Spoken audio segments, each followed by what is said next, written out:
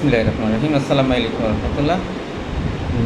একটি হিস্ট্রি বলি। পেশেন্ট অনেক সময় বয়স্ক পেশেন্ট বা অ্যাডাল্ট পেশেন্ট আইসা শরীরের তার শিরা বা ভেনগুলো দেখা বলে যে সাহেব আমার শিরাগুলো হাতে ফুলে গেছে, মানে শিরাগুলো স্পষ্ট দেখা যায়।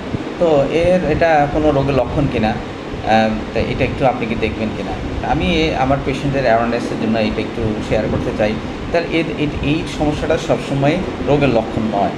তো হাতের শিরা স্পষ্ট যখন দেখা যায়, অর্থাৎ visible veins on the hands, তখন কখন দেবে শিরা, এটা কোনো রোগের লক্ষণ নয়। তবে অনেক সময় এটা রোগ হতে পারে, তবে সাধারণত রোগের লক্ষণ নয়। এই জন্য আমি বলছি বয়স বাড়লে, ত্বক পাতলা হয়ে গেলে বৃদ্ধদের এই অবস্থা, অথবা 50 পরে এই অবস্থা হতে পারে একটা।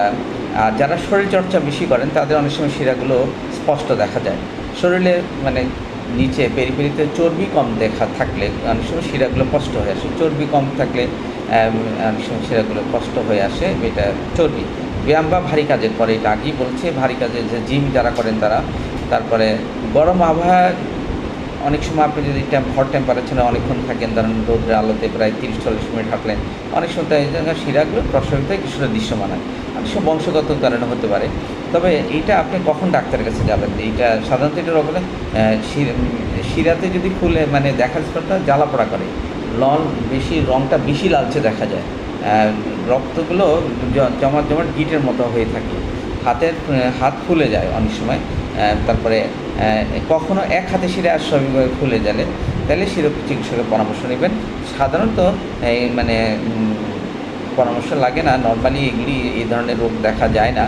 তো আপনি যদি ঠিকমতো লাইফ চর্চা মানে জীবন চর্চা করেন বা এক্সারসাইজ করেন, হেলদি ফুড খান, তাহলে এই ধরনের তো যখন দেখা যাবে, তো অনেক সময় এক্সারসাইজের কারণে দেখা যায়, এটা আগেই বলছি।